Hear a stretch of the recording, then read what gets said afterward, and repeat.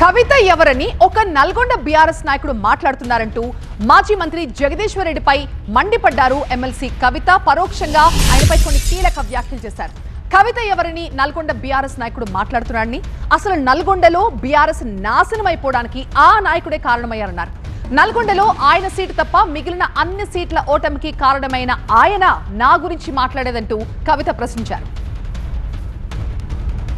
ఒక లిల్లీపుట్ నాయకుడు నల్గొండలో బీఆర్ఎస్ పార్టీని నాశనం చేసిన ఒక లిల్లీపుట్ నాయకుడు ఆమెవరు ఈమెవరు అని మా గురించి మాట్లాడుతూ ఉన్నారంటే మరి ఆయనకు ప్రోత్సాహం ఇస్తున్నది ఎవరో కూడా ప్రజలు ఆలోచించుకోవాలి.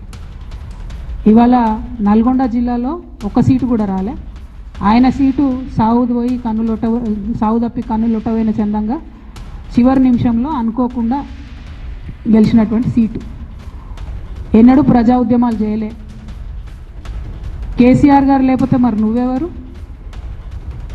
అది కూడా ఆలోచించుకోవాలి కదా. కేసీఆర్ గారు లేకపోతే బీఆర్ఎస్ పార్టీలో ఉన్న ఏ నాయకుడైనా ఎవరు?